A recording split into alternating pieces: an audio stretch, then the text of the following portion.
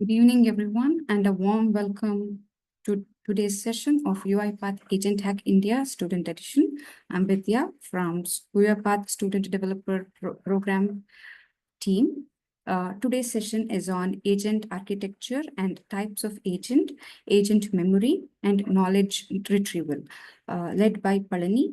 By now, most of you know who Palani is, and this short intro is for the new attendees. Palani is 4 times UiPath MVP, agentic AI strategist, and technical architect at Novo Nordisk. With over 8 years of hands-on experience in automation and AI, Palani blends the precision of a mechanical engineer with the creativity of a coder. He is a certified UiPath trainer, an active contributor to the community, and a mentor to many aspiring students and professionals. So let's get started. Palani, over to you.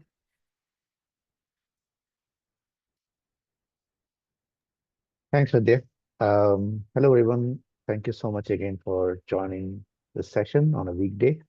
I truly appreciate your interest towards agent and agentic automation, and will ensure that even today's session and even the upcoming sessions will also be very informative for you. So, with that note, let's get started. I'll quickly share my screen and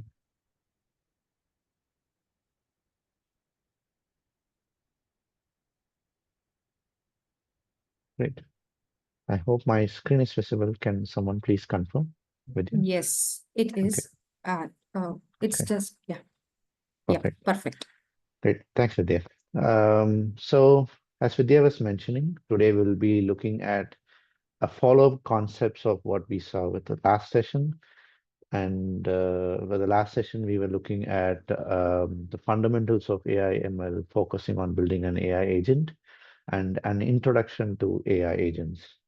So this session, we will be looking at agent architecture. And under that architecture, what are the types of agents which are available?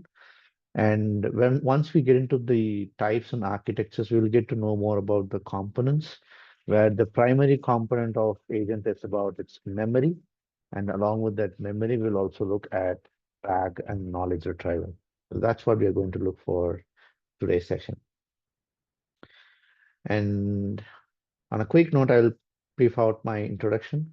And I think Vidya already gave an introduction about myself. So I'm 4 times UiPath MVP, and followed by that, I'm also a specialized AI professional certified member. And I'm also a certified advanced RPA developer, and I also lead Chennai chapter. So anything about community or anything you want to contribute, anything you want to discuss about technology, you can reach me out through this LinkedIn, and I have given the QR code for the LinkedIn profile. You can use your mobile camera and then scan through it and then follow my page. So I'll also paste this URL in the chat so that you can connect and ping me in the LinkedIn to discuss on any topics around AI or agentic automation. So let's get to today's agenda. First, we'll start with agent architecture, and then we'll start with memory types and RAG, and then we'll start with types of agents. And if time permits, we'll go with Q&A. Okay. And before I want to proceed, I want to enable everyone who has joined this call to enroll for the next session, which will be on prompt engineering and adaptation. So here we'll be focusing more on the importance of prompt engineering, and which it might sound little easy, but it has got so much of nuances within that. So it's really important to understand how a prompt engineering or a prompting will impact an agent and its performance. So whoever is interested to know about prompt engineering and how we'll be adapting in our agenting automation, then just scan this QR code and enroll yourself. And I'll take another 30 seconds, and then meantime you can enroll yourself.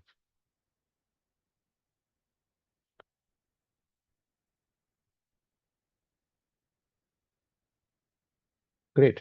Anyhow, I will put this link in the chat again so you can make use of it. So let's get to today's topic.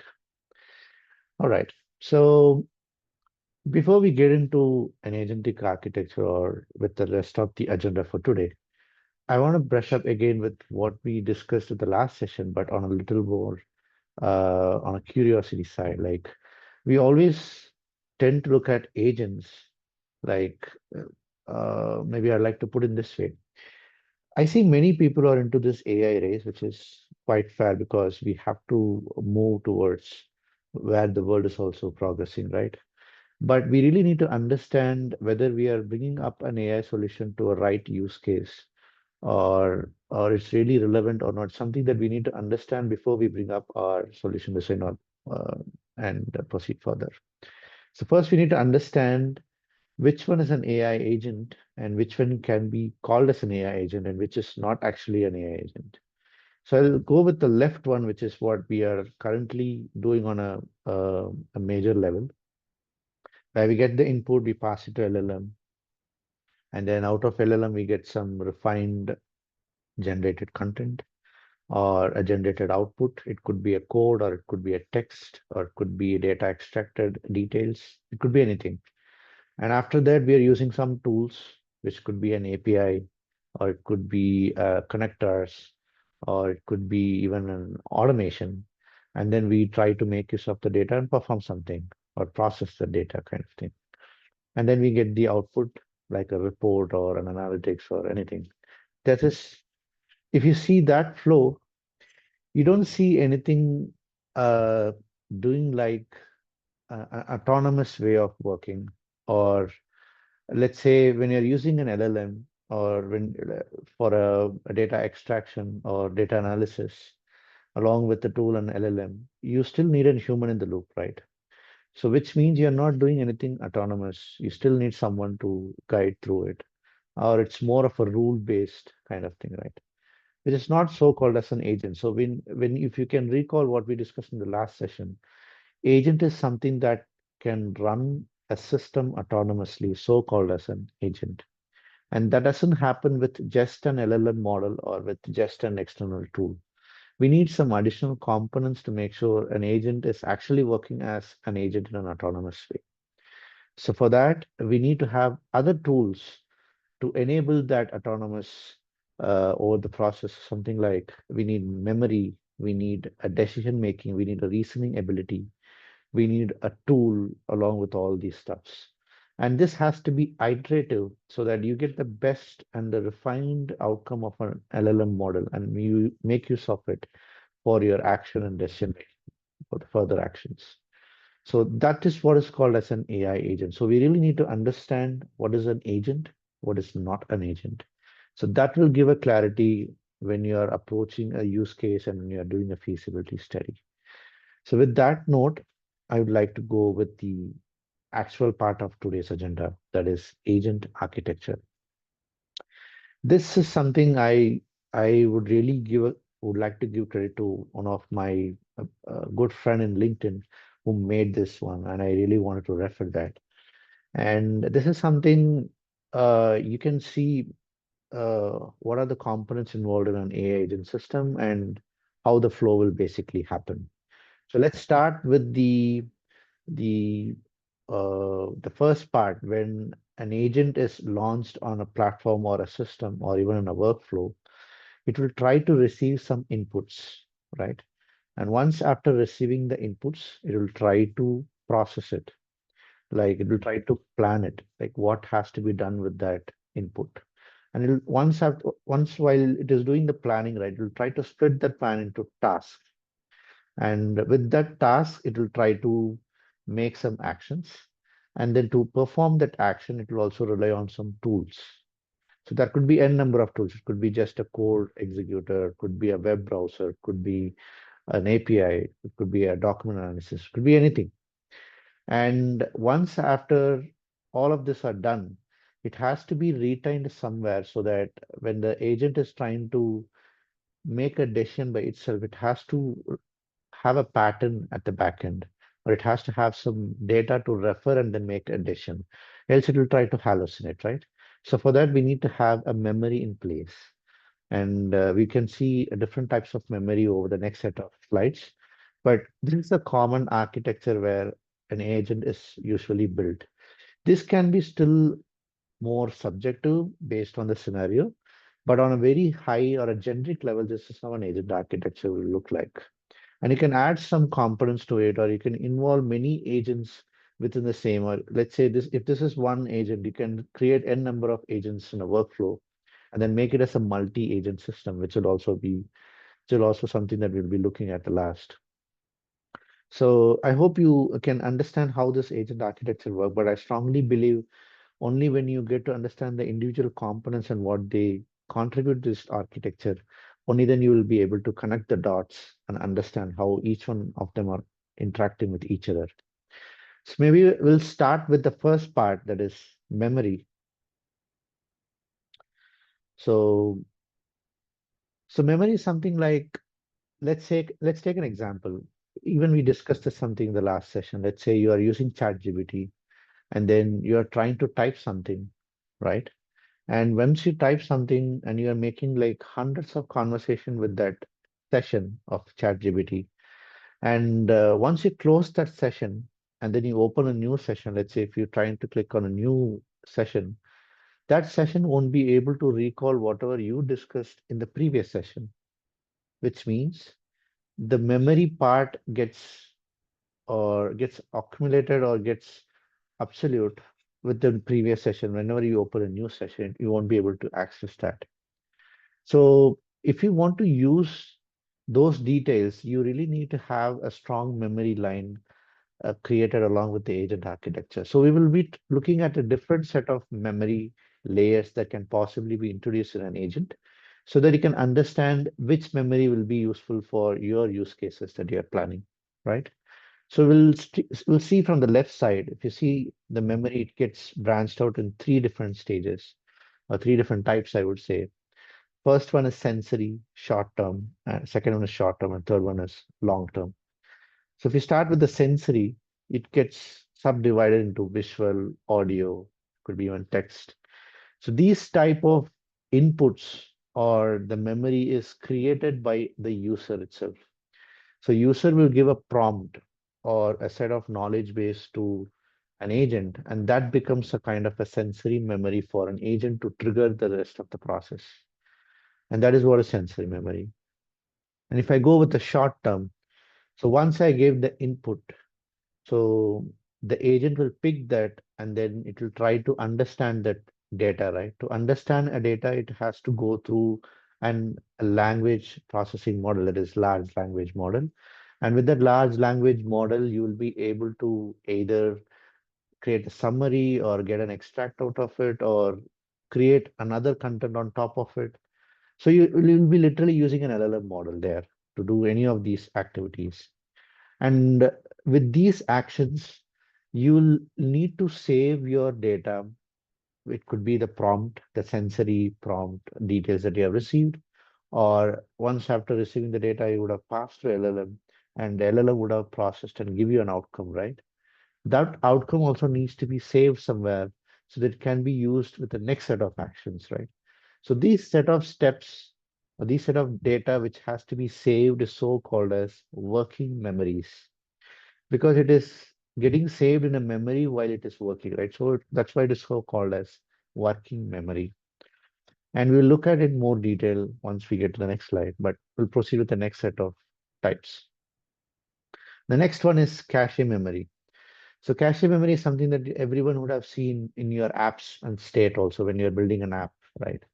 You will be creating a cache memory to understand the preference and then uh, enable the user to do the next set of actions accordingly. In a simple note, when you are typing something in a form, it will take your input and save it in a cache. And then when you're opening next time, it gets auto-filled. It gives you an option to do that, right? It's a small example on a similar note. And same thing can be done with agent by using some roller buffers and all those stuffs. And that is something under short term. So, and when I say short term, these working memory or cache memory can be retained only for a very short span of time.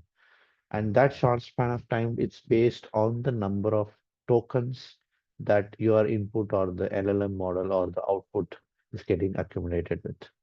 We'll see more in details what is that token is about. And let's go for the long term. So long term can be further categorized into episodic, periodic, and semantic. More than getting into each of these now itself, I would I would recommend to go for the next one so that I can explain you more in details. So let's start with the short-term memory.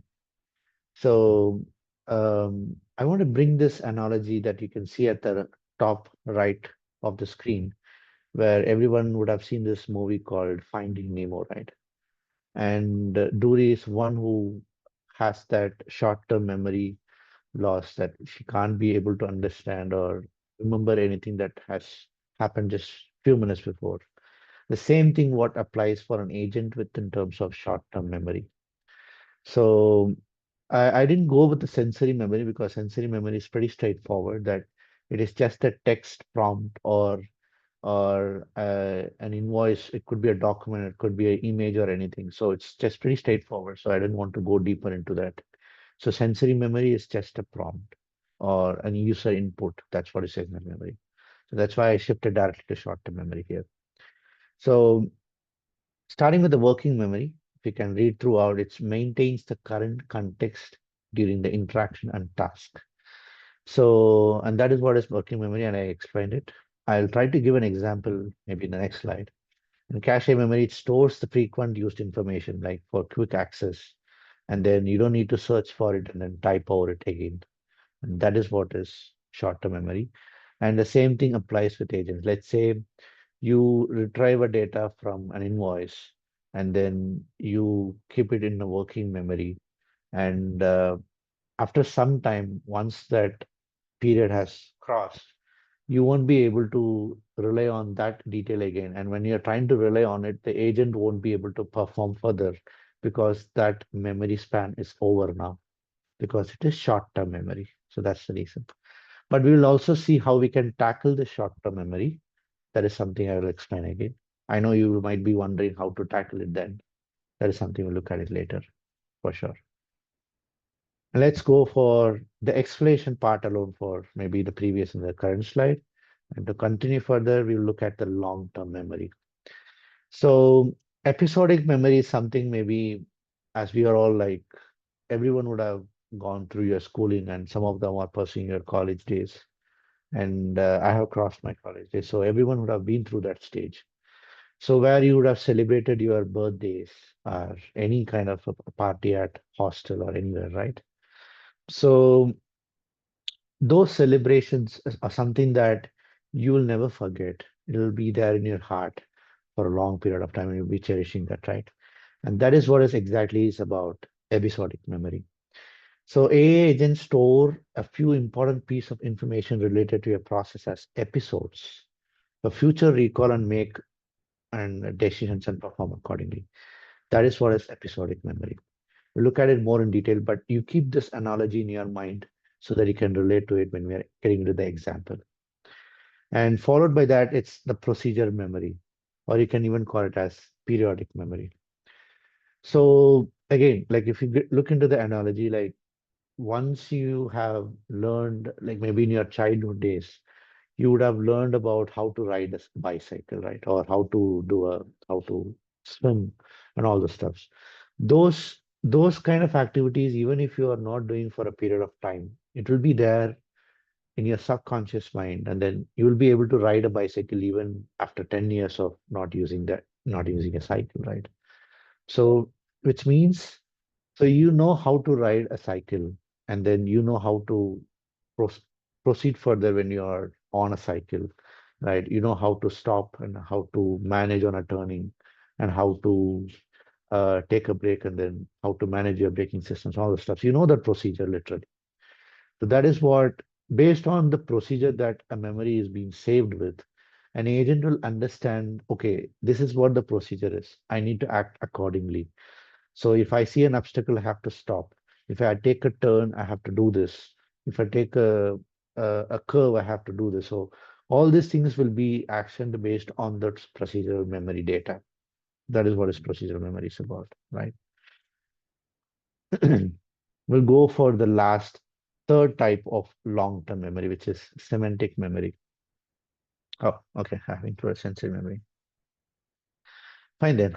So if I look at the semantic memory, it's um, relating, more like relating an object to another object. Let's say if you are in Paris, or let's say you're in India. If you think about India, like everyone will be, if you're calling out some wonders out of it, everyone will think about Taj Mahal, right? And if you go to think about Paris, everyone will think about Eiffel Towers.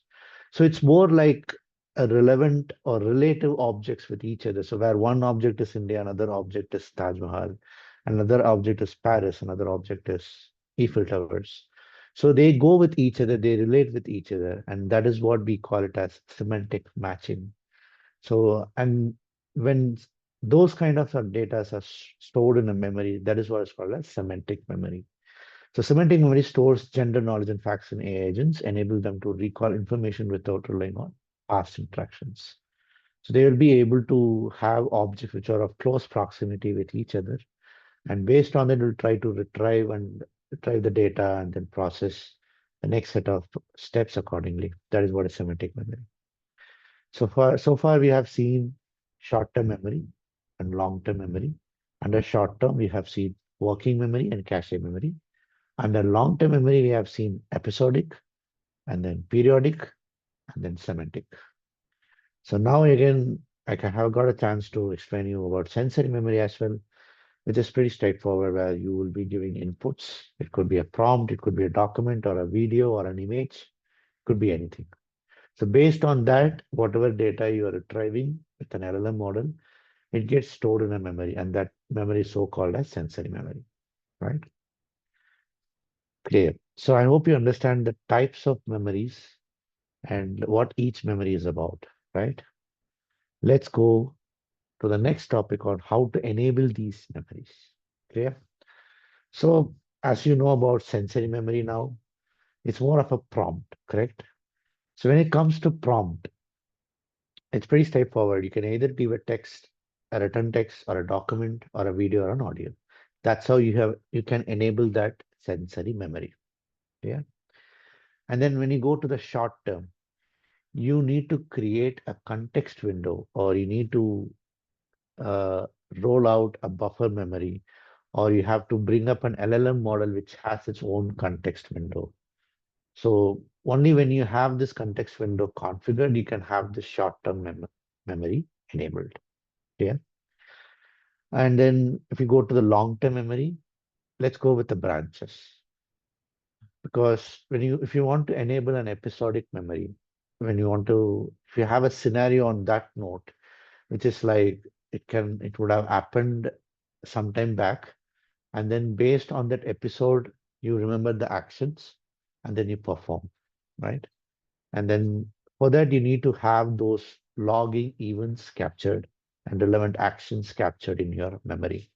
It could be in a database, or it could be again in a context window, or it could be in a document, could be anything. But you need to have those actions, logging events captured in your memory. And when you go to periodic memory, right? And there comes reinforcement, and it could be a fine-tuning learning, or it could be anything normal there. So when I say reinforcement, there's something called RLHF, right? Reinforcement, like through human feedbacks. So when it comes to periodic memory, right? You will be having a set of periodic nodes and actions tagged to that nodes, right? And if you're having a use case, and then when you are having that action, it doesn't mean that you will directly use the same action or same set of rules for all set of action that you will be foreseeing it. So you need some kind of a human in the loop or a fine tuning for that memory, right? And that is where you bring some reinforcement models and then our fine-tuned models to enable that periodic memory. Clear? And then semantic memory is pretty straightforward. It's like RAG or vector database is what you'll be relying on to create that semantic memories, because both RAG and vector database will be indexing and then have those close proximate objects together. And then based on that semantic match that happens, you'll be able to retrieve the data and then perform further set of actions through an agent. So this is how you'll be able to enable each and every memory types. But let's get to the next set of slides where we'll be looking at how to work on this each and every the enablements. We'll start with the context window and we'll go for reinforcement and we'll go for the RAG and vector database. Okay. So that you'll understand when you're enabling this content window, I mean, context window, what all things can happen and how it will impact. So let's understand that part. So before we understand about context window, it's really important to understand another term so-called as tokenization. I know it might be um, too much of terms coming across your eyes, but I would strongly recommend to have these things in your mind. But when you go through this next set of slides, you will be able to connect the dots for sure. I'll try to recall then and there so that you will be able to understand where we are at and why we are connecting them. So far as a recap, we saw what is agent architecture, what are the components involved, and one among those components is memory. And when you are trying to configure a memory for an agent, you need to understand what are the types of memories which are available so that you can pick one among those types based on your use case. And to understand each and every types, we need to know what those types are first. First one is sensory, and second one is short term, third one is long term. So you saw what is sensory? Prompt. Short term, which is working memories, which means short term in the sense whenever an agent is performing, you will be working with some actions and steps, right? And during that working time, whatever data is getting created, it has to be stored in the memory. And for that, you need to have a working memory. That is so-called short term. And long term, you have three different types. One is episodic, periodic, and semantic. So episodic is more of remembering on an episode set of actions. Periodic something that what to do on a specific period and then how to act on a specific scenario and what was performed during that scenario on a periodic side. That is what is periodic action. And when you see about semantic, it's about close proximity of objects related to each other. And now we will be looking at how to enable these memories with their options or with their tools or technologies, I would say.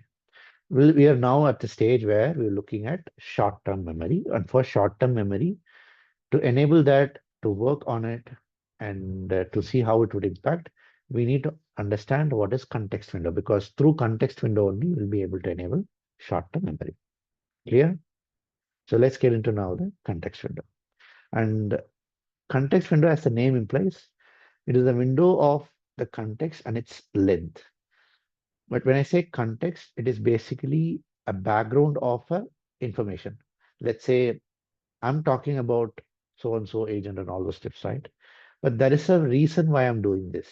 And that reason is so called as background, and that background information is so called as context. The reason is, of course, we are all working towards agentic hackathon, and this is more of an assessment or enabling kind of a session, right? So to know more about context window, if you have to break down a little bit under that, you need to know about tokenization first. So tokenization means, let's say when you are typing something or when you're writing something or when you read through a statement, right? The minimum or the lowest unit level of a word is characters. Let's say if I take UI path is uh, uh, a leading agentic automation tool. So this is a sentence. And if I try to look at the lowest unit possible, I look at characters U, I, P, A, T, H, right? I look at individual characters as a human. But when it comes to artificial intelligence and any deep learning models under artificial intelligence, they will be looking at tokens. And a token can be a character, it could be a symbol, or it could be a word or a part of a word, could be anything. So you'll be little worried like, how can I calculate a token for a statement, right? The thumb rule is a sentence can have n number of words. but for a maximum, one word can have a maximum of 1.5 token. Clear? Let's say if a sentence have even, let's take the previous example. UiPath is a leading agentic automation tool. So here I see almost 6 to 7 words. So if I calculate with 1.5, it's almost like 9 to 10 tokens, right? That's how it is. Clear? So let's see how this tokenization is impacting the context window so that you can understand how a context window will impact your short-term memory. Clear? So now I'm typing a user prompt as my name is Panani. Clear? And you can see a box enclosing that, right? And that box is so-called as context window, right? Which means context length. You will understand what is the context length when I go for the next set of things. So let's say I'm getting a response from an LLM model saying that, nice meeting you, Parni. So now my input has 4 words, which means almost 6 tokens, right? And then here, nice meeting you, Parni, again, 4 words, again, 6 tokens. Totally 12 tokens are there now. So now I have got an LLM model which has got a maximum capacity of, let's say, 12 tokens only, which means it can accommodate only a context window of 12 tokens. Clear? That is what I'm ideally an LLM model won't have that, but I'm just trying to quote an example. Okay. And if I'm trying to type further, let's say I'm asking a question as, what's my name? Tell me. And if what's my name, tell me is within that context window, my LLM model, which I'm using, whichever I'm leveraging, it will be able to recall what and all it has happened within that context window so far. And you can see my name is there in the context window, but my context window is already occupied. I don't have any windows left. So if I ask my name, the response will be like, not sure, because it is going out of context window, right? So now I hope you are able to understand what is the importance of context window. So a context window is more of a context length for large language model that relies on the amount of text in tokens that a model can consider or remember over a period of time. Clear? And a context is not just about the input or the prompt or the data that you are passing. It's not just that. So the data that you are passing is part A. And once the data passes through an LLM model, you receive an output. And that output is part B. And both part A and part B comes under this context window. And if both of those length is exceeding that context window, whatever you ask in relevant to that data within the context window, it will not be the agent or the LLM model will not be able to answer on top of those questions because it has crossed the context window. So whatever you type after the context window, it will be taken as a new context window. The old one will get removed. It becomes substitute. So whatever you type further, it becomes your new context window. That's how the context window will basically work. Clear? So now you need to understand when you are planning for a short-term memory enablement in an agent, you need to really ensure what is your context window. And for that, you need to choose an LLM model which has a very good context window. If an LLM model is having a context window of, let's say, 4,000 tokens, and whatever you type and whatever you get a response from an LLM model, it will be considering only for 4,000 tokens. It's the first batch. And if it crosses at 4,000 tokens, whatever you type, whatever you get from LLM model, it will be taken as a next context window. So the old one will get removed. It will not be there in the memory because it's a short-term memory. So, so you really need to plan and build your agent or design your agent in such a way that it is able to get the data within that short term. So you really need to understand the importance of that. So let's take an example. What are the LLM models which has got a good context window? This is something very old data, but I still see the same with all those recent models as well. So the topmost is something where the Claude 2, we are almost like in 3.5 somewhere around, but it's like 200K tokens. And then GPT-4 is somewhere like 128K tokens. So which means you will be having 128K tokens, it is 96,000 words, can be considered in a context window or considered in a short-term memory. And if it exceeds 96,000 words, it will be taken in the old 90, let's say you are putting 1 million tokens. So whatever 96,000 are there in the first stage, it will get removed. You won't be able to rely on it. You won't be able to ask questions on it. You won't be able to use any data on it. So whatever left is there, you'll be only that on that you'll be able to ask your further questions or you can get some data out of it. So that's how it is. Clear?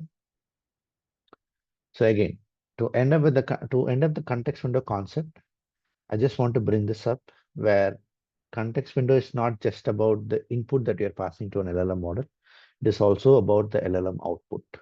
And not just that, when you are adding a system prompt, when you're adding a document, and when you're adding a code, everything is getting converted to a token through an LLM model. So anything that gets added to a token, it will be considered under the context window. Yeah, perfect. So feel free to have this, anyhow, we'll have this recorded and added to the community page, but if you want to take a screenshot or image, feel free to do that. And let's get to the next part of the memory. So far, we have seen context window, which is predominantly used with the short-term memory, right? So now we will look at the long-term memory, which is more on the reinforcement learning, right? So reinforcement learning from human feedback, which is more applicable for a periodic memory type, right? So let's take a quick example of Pac-Man. I think everyone would have played this game in your uh, childhood days or even now, whoever is using your retro game sets. So let's take this Pac-Man itself as an example, where you can see this a semicircle with a mouth opening kind of image, right? That is what is Pac-Man is so called, right? Once again. So we'll call that as an agent here. Pac-Man is an agent here. And the goal is to eat all those dots as a food. Okay. And the environment is the grid world. So wherever you see a grid kind of thing, that is what is the environment is. And when the agent is eating that food, it will be added as a reward because it is doing a right action. But instead of eating the dots, if it is eating some ghost around or something irrelevant, it is not relevant to its goal, right? It is not supposed to eat that. So which means if it eats that, it will be added as a punishment kind of thing. So this reward and punishment is more of a rewarding model, which is something called in a deep learning concepts. So as the next thing, policies. So when you say policies, it's like the set of rules kind of thing. So here, the rule is something like the Pac-Man has to go only with his defined set of areas, the location wherever it is. And the action is it has to win the game, right? So if you see here, once the agent eats all of these dots and then without eating the ghost, the action is done, which means once this action is done, level one is over. It goes for the level two, level three, level four, level five, like that. And for each level, it is trying to learn or get some feedback out of it, which means if it is if it is trying to eat only the dots as a food, then it is getting some rewards. And if it is eating something else, it is getting punished, right? Let's say if it eats all the rewards in the level one, it goes to level two. And by mistake, if it is eating a ghost, it gets punished. So it gets back to level one. You will be pushed back to the level one, right? And then again, you have to do well and then go to level two and then again level three. And something happens in level three, it comes back to level two. And then again, you proceed further. So here, if you see there is an iteration, there is a loop, there is a feedback loop kind of thing happening, right? That is what is so called as reinforcement learning from human feedback. You can apply the same analogy in when you're building an agent with this a long-term memory with this episodic or periodic memory with this reinforcement. I'm sorry, reinforcement learning. So when you are trying to have a periodical set of actions, and based on that action, it doesn't mean that you have to perform all set of actions that are coming in the future. The same thing applies with even episodic, right? So you really need to have some fine tuning done on top of it. And for that, you need to have some human feedbacks or some additional resources or a real-time resources to have that reinforcement learning done. Clear? It may not be even human feedback. It can be even a document. It can be even a recent real-time resource that can pass in and then make the reinforcement learning. So based on the reinforcement, it will try to correlate and understand which one is going well, and it takes that as a reward. And whichever action is coming on a similar note in future, it will try to look at the rewarding model and then find those relevant actions and perform that action so that it will be try to perform those actions on a contextual basis. It won't hallucinate it or it won't do things on its own. That is what is reinforcement learning. So when you're building an agent with such kind of a scenario where you have to perform actions based on the previous or the periodic set of actions that you have made with some fine tune made on top of it, you have to establish this reinforcement learning model. Okay. So let's go for the next one, RAG. RAG is like um, more of a semantic learning or semantic memory, which is a part of a long-term memory. Because RAG comes with the vector DB in itself, and both RAG and the vector DB works on a semantic search basis. So this is something we already saw in the last session, but I'll try to take a quick glance and explain you through that. Let's say you are having an agent where it is passed with a document, like an invoice, and it is being asked to read through it. And then you also have an LLM model to process that invoice and then understand the entities within that. And while doing that, you are asking some questions and you're trying to try some specific entities out of it, right? And then if you're doing that, you need to have some entities defined well earlier, or that is first option, or you have to have some knowledge base around it, that you have these documents and these are the entities, right?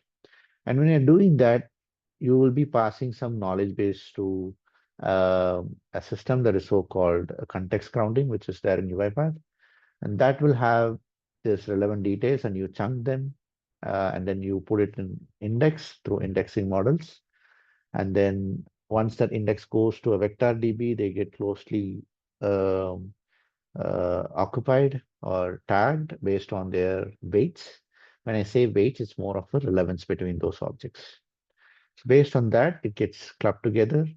And then when you are making a semantic search with what you are newly passing as a document, you'll try to make a match and see, hey, I am calling this as an entity, and this is what called sometime back as an entity. So this matches with each other. So I'll take that as an entity and then give it to the next set of actions. So this is how the context grounding will basically work. So you're literally grounding the context and understanding based on a certain set of documents or a knowledge, and then try to relate your new set of inputs that you're passing through the system. That's how context grounding works. So let's quickly go into the type of actions as we have got only 10 more minutes. So I don't want to take through this wordings. Maybe I'll try to take you through the example directly so that you can understand what are the type of agents and what kind of use case you can bring on that. So let's start with the concept, and then I can show you an image with an example. So start with simple reflex agent. It's more of a rule-based agent. You define a rule, and then you give relevant tools and memories and all those stuffs. You ask that agent to perform that rule. That's it. So let's say, for an example, I'm giving an invoice through an email. Whenever an email is received, it has to trigger a process. And once it triggers as a next set of action, it has to extract that invoice and then save it in a folder, maybe in an Excel file. And after saving an Excel file, it has to put it in an ERP system. And this approach, if you see, it's pretty straightforward, pretty more of a rule base, and doesn't really look for a memory to store things. Data comes in, process, data goes up. As simple as that. And this approach lacks the ability to check the validity, or it doesn't do anything beyond the rule that has been set on that agent, right?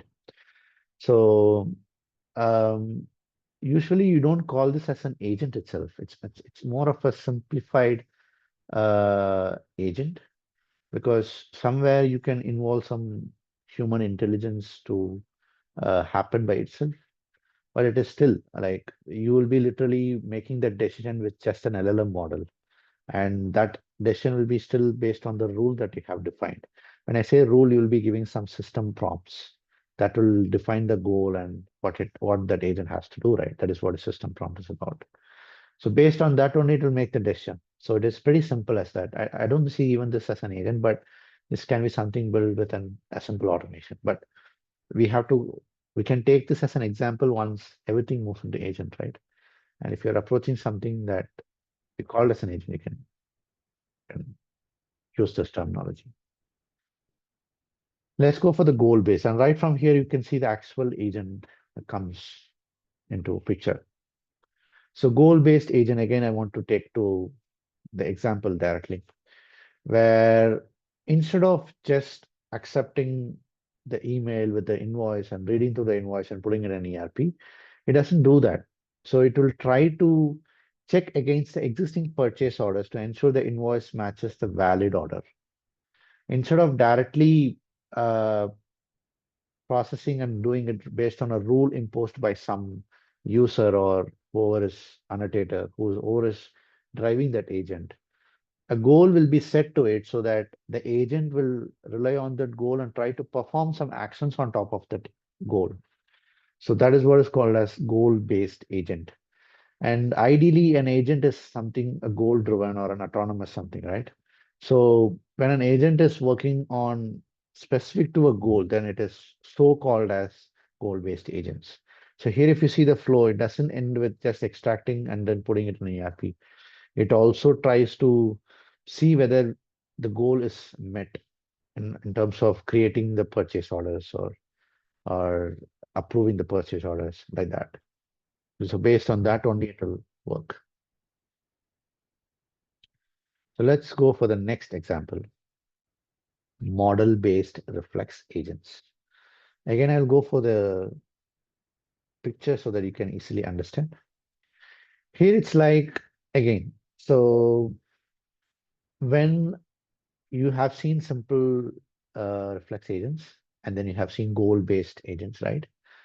Now this is a little bit evolved one, which means when an agent is working on multiple environments, even let's take the same example, like you receive an email, but you receive an email and then you read that email with the invoice and then you extract the details.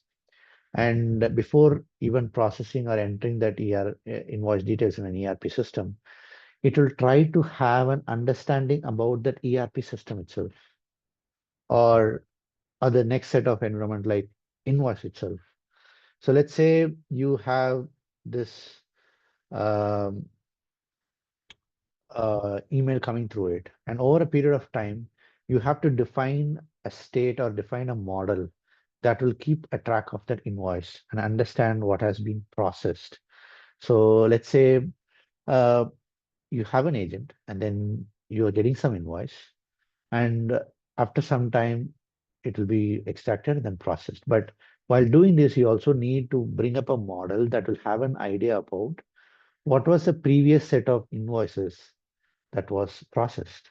It could be done with a memory kind of thing. You can use a vector DB and you can place those previously processed invoice on their status so that you'll have an understanding about an invoice and what could be the possible status that can come up with an invoice, right? And then apart from invoice, let's take about the other environment, which is ERP system. So it will try to understand the ERP system and have some notes like, let's say if the ERP gets crashed, what is the next set of action? Let's say ERP system throws a new pop-up. What is the next set of actions? So it will have an understanding, it will create a model that will have an understanding about the environment where these agents are running through.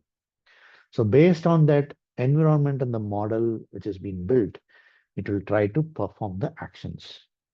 So let's say you have a scenario where an invoice has to be processed based on the previous status or based on the statuses it has gone through or based on the changes that can happen with the environment.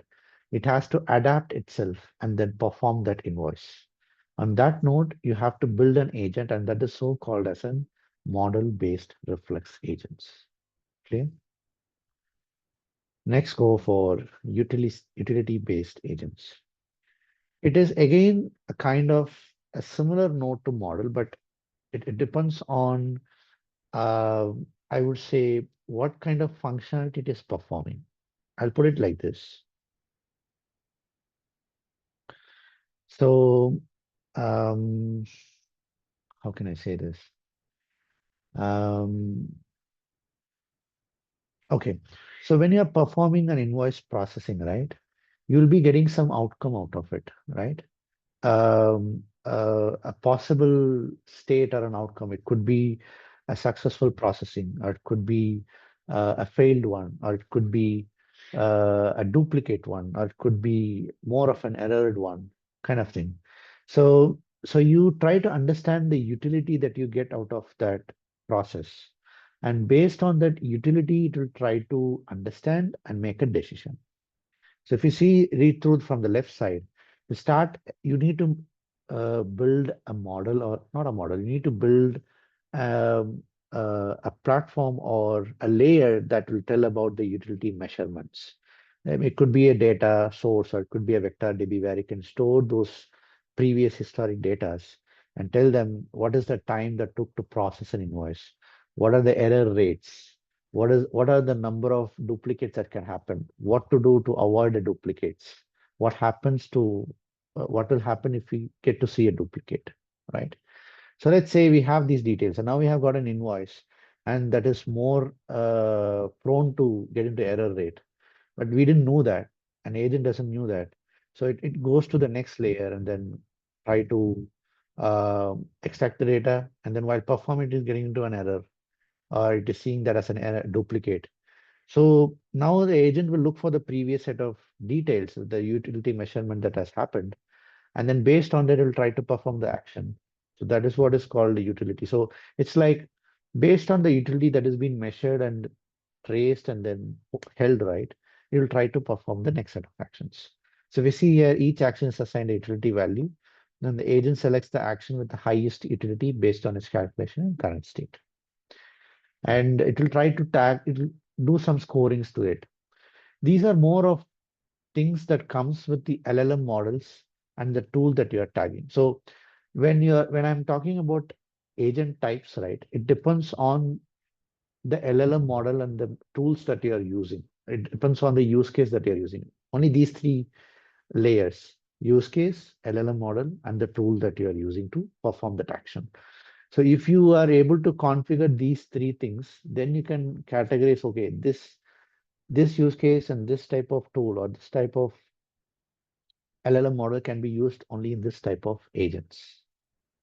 So when you're thinking about a type of an agent, you need to understand what is the use case. You need to understand what kind of LLM model we are going to use. You need to understand what kind of tool you are going to use to perform an action. And you need to connect both of these description of an agent type and all these aspects and then create an agent. Clear? Let's go for the last one, that is learning agents.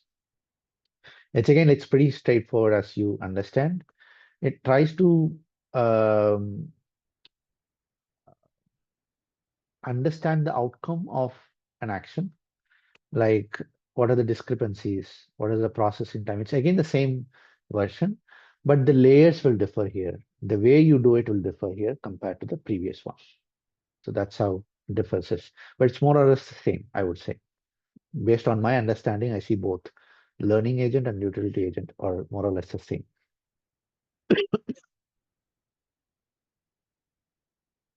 Okay, multi-agent. So far you saw different types of agents, right? Those are like standalone agent. It could be one agent running through different things. But if you club all these agent types into a workflow, that is so called as multi-agent system, as simple as that. Let's say you are a team, you are a manager running a team with different people doing different roles and responsibilities.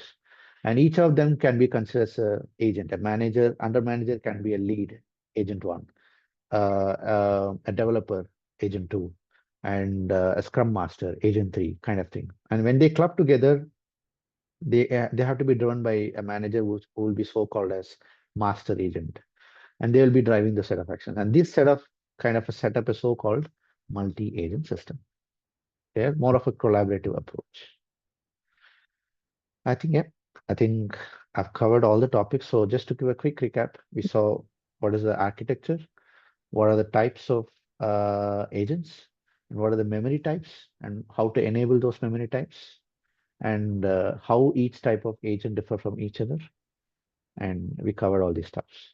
With the next session, we'll try to see how to pass those system prompts, user prompts, how to make the prompt more effectively so that you'll be able to correlate all this and then build a robust agentic solutions.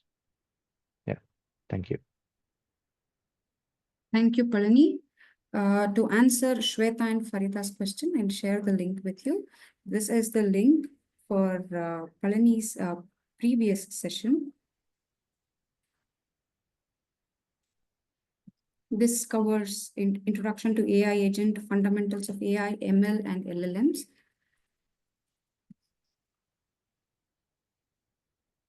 This has the video recording of the previous session. This will bridge you to this session. So I hope this link will be helpful for you. And next is the link for next session, next Palani's session, that is on 28th, same time. Okay, let me share my screen.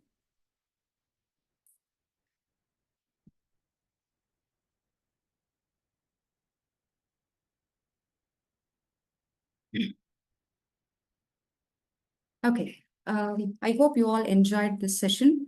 Palani, it was a great session. Thank you for that. This session was designed for you to sharpen your skills so that you can submit your ideas for the upcoming agent hackathon, which is a national level hackathon. You can submit your ideas using this link. This is the first link on the screen. And to know more about the community, you can use this link. And also, if you have any questions regarding the session or any doubts regarding any of the topics, you can use forum you can use UiPath forum. I'll share the link later at the end of the session. And also, you have an opportunity to become a student developer champion. One second. Yeah, opportunity to become UiPath student developer champion. So who can become a champion? The colleges that doesn't already have a champion can apply to become a champion using the link that is shown on the screen. And this champion will serve 1 year term, and every champion will be onboarded every 4 months. Okay, now I'll share the link. I'll stop sharing and share the link for the forum where you can discuss topics with the MVPs and also the experts.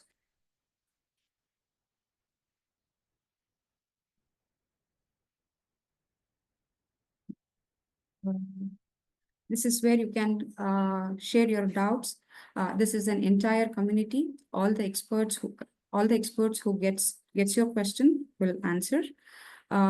Before I sign off, if you have any questions regarding the program, please shoot in the chat box. And also you can reach out to Palani on his LinkedIn account if you have any questions to him.